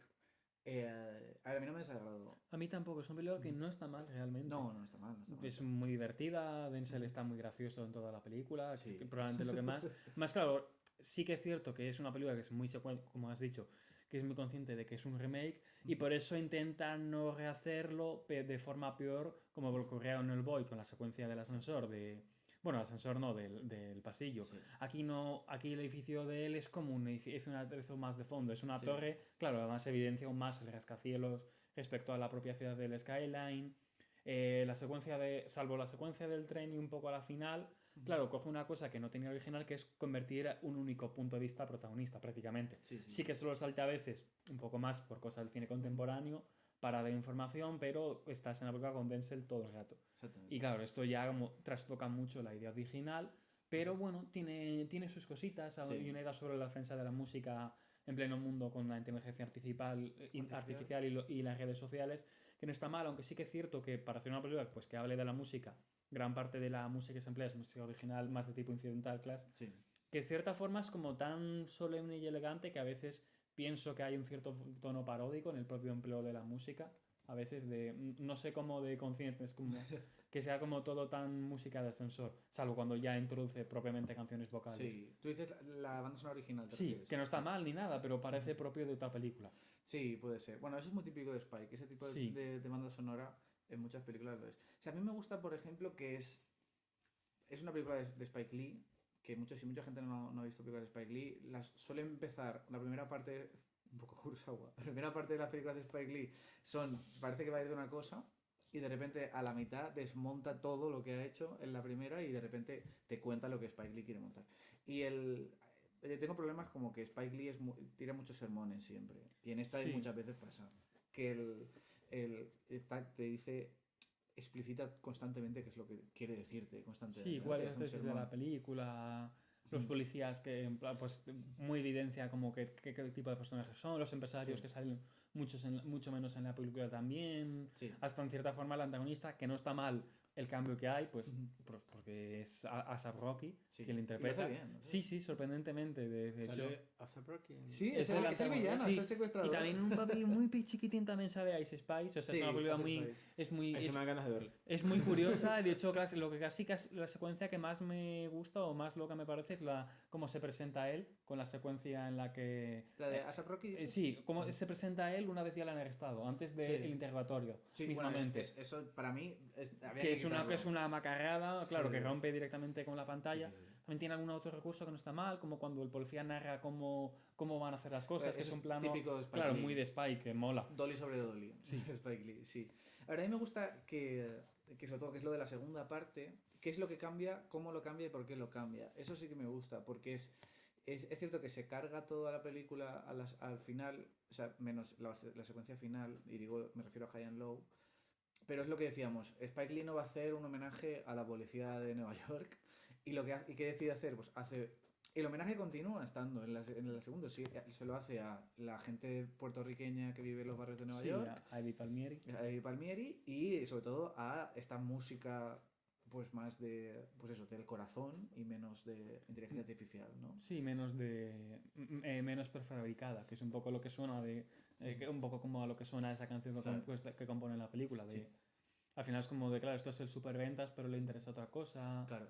Y además, por cierto, también está muy bien la secuencia final, no quiere copiarla y la puesta en escena hace como radicalmente diferente, ¿no? Y Sí, hace pantalla partida, ¿no? Y que es muy interesante cómo está Sí. yendo y volviendo, que parece que se van a acercar, pero luego, claro, como lo clausura de otra forma diferente, la cámara se aleja de nuevo. No Exactamente. está mal. Es muy interesante la puesta en escena de la película. Sí, sí, sí. Es más cosas que supongo cuestiones narrativas, que al final pues es mucho más obvia. Y yo creo que la primera parte es un poco infumable. Tiene es súper larga la primera parte. Tiene cosas muy raras. Aunque la segunda no está mal, porque también tiene un poco su rollito con esta persecución medio absurda, casi Atlanta. Sí. De cierta forma que puedes notarlo ahí de... Claro, no está ese toque tan chispeante, pero es interesante por lo menos no diría que, claro, es muy difícil hacer justicia a quizá la mejor película de la historia del cine o una de ellas, Sí, puedes, pero no sale mal parado esta película, que no parece tan de género o tan de encargo a primera. Claro, es que eso es lo que yo pensaba, que iba a ser película de encargo, pero acaba siendo una película de Spike Lee, y eso está muy bien. Pero a mí hay una cosa que me gustó mucho, pero que después se me desinfló, que es hay una conversación entre Denzel Washington y A$AP Rocky, la primera que tienen, que es en el estudio. Y entonces dije, hostia, está haciendo ahora la secuencia de la cárcel, pero lo está haciendo en un estudio de grabación, además tiene una pelea de rap en un momento que es brutal, y digo, hostia, mola un montón como coger esta idea y de repente lo traslada al año 2025 con el rap afroamericano. Y la posironía claro, a tope. y entonces como que esa secuencia me gustó mucho, pero claro, después tiene que volver a hacerla y claro, ahí ya no es lo mismo. Ya pierde la fuerza. Sí. Pero está muy bien porque además ahí también utiliza el recurso del cristal, están los dos reflejados y además ahí ya sucede una cosa que sí que es cambio de la primera, que sí que están interrelacionados realmente el secuestrador con el personaje de Denzel Washington, que en la original no lo están, realmente simplemente es el odio que le tiene a él y que le ve. Sí, porque es la persona que ha tocado, que es claro, es como más una reacción de un fan obsesivo. Exactamente. Sí. Yo creo que entonces, según esto, el remake es lo que la gente que leía en los comentarios hablando de High and Low esperaría que fuese High and Low. Bueno, no, porque hay cosas, al menos el final. Sí, sí. El final, pues el final es interesante también. Sí. Porque toda esta secuencia de la cárcel, de repente hay... Porque la película, hay otra cosa interesante de la película, que es en esta original todos están haciendo hincapié en la moralidad, ¿no? De la decisión que tienen que tomar de si pagar el rescate o no. Y aquí todos los personajes lo primero que piensan es en la repercusión, en la opinión pública. Y es como que antiguamente la opinión pública no era tan importante realmente como lo es ahora. Y ahora es como casi la primera razón por la que aquí se habla de la película de forma tampoco especialmente boomer, de la idea de te van a cancelar, padre, no publiques esto, mira lo bien que te está yendo en redes sociales. Sí. Pero realmente es una cosa también que se explicita de que él dice que no para de pensar en eso constantemente y se ha olvidado, ¿no? En encontrar algo puro y algo en la de música que al final pues bueno. es con lo que clausura la película propiamente. ¿Que es una secuencia que sobra? Sí. ¿Está bien? También. Me gusta. Es una canción muy buena. Sí, está bien. Pero bueno, acabamos aquí el episodio de High and Low. Una de mis películas favoritas. Me he extendido mucho, perdón. Nada, bueno, muchas gracias Juan por venir. Ha sido un placer tenerte. Bueno, a vosotros por invitarme y charlar sobre uno de los grandes y una de sus más grandes. Exactamente. Esperemos que vuelvas. Seguro que cuando hablemos de cine polar francés te vas a venir seguro y cualquier otra también, favorita tuya. Nada, decirlo de siempre. Todos los episodios están en YouTube, en todas las plataformas de podcast. Tenéis los recortes también y todo eso. Sí, que no olviden seguirnos en las redes, comentar, dejarnos sus opiniones, si han visto, si no han visto la película. ¿Qué película les gusta más de las 400.000 que hizo Kurosawa, por ejemplo? Y nada, si en algún momento quieren que hayan algún invitado en específico, que vuelva Juan para hablar en algo en específico, lo que sea, pues por favor, que hacer esfuerzo. Si quieren que venga Juan más veces, también lo pueden decir. Claro, claro. Decir nada, que la semana que viene empezamos con otra trilogía, El Padrino. Buenas películas. Sí, y además viene también invitado, bueno, espero que venga, no está confirmado del todo, pero yo espero que venga, que es Miguel Mayorga, también, aparte de fan absoluto del Padrino, también otras personas que saben muchísimo. Un tipo estupendo y un gran cinéfilo. Exactamente. Que le digo a Guillem siempre, cuando nos toca algo de Bergman, así, 1h20, 1h30, así algo cortito, que llevamos aquí, vamos, maratones titánicas. Bueno, que toca Sonata de Otoño dentro de poco, pero todavía queda. Cabe decir que la película solo hay un fallo durante toda la película, y que es que la película está ambientada en verano y el monte Fuji está nevado. Bueno, la secuencia esta en la que se encuentra Gondo con el secuestrador fue grabada indoors por el frío que hacía. Es que de hecho toda la película está grabada en invierno. ¿Ah? Y todo, es que lo estoy viendo. Otra de las cosas que me fascinan del cine también, cuando son películas en las que sudan mucho, ¿no? Por ejemplo, hablando de Spike Lee, Do the Right Thing, es como la película mítica de. Es verdad que hay que ver cuando estás en verano y tras la hora de comer, como con el efecto soporífero. Creo que es como, no, porque no te duermes, sino entras más en la película. Yo lo veo así y así mi salida han impactado. Exactamente. Y aquí está muy bien conseguido todo ese efecto de cómo sudan. Y le preguntaba uno de los actores, no sé si recuerdo si era Mifune o algo, a Kurosawa, que decía: coño, si la película está ambientada en verano, ¿por qué lo rodamos en invierno? Y Kurosawa le dice: porque en verano, tanto los actores como el equipo técnico da por sentado que hace calor. Entonces, no se esfuerzan en que se note en la pantalla que hace calor. Por tanto, si lo rodamos en invierno, la gente se va a esmerar. O sea, es que ser tan infumable, pero bueno, igual gracias, Kurosawa. Pero... Sí. Igualmente, o sea, en la entrevista que he visto del actor del secuestrador decía que era una persona muy amable, realmente. O sea, como Kubrick. Pero que sí que es cierto que con la gente del team, ¿no? Del equipo técnico, no se portó. A ver, pero con él fue amable porque sí, dice que no le exigía gran cosa en el papel. Pero bueno, sí, supongo, era una persona especial. También hay que decir que la secuencia del tren, los extras son personas viajeras. O sea, eran, sí, que grababan por ahí. Actores ni extras ni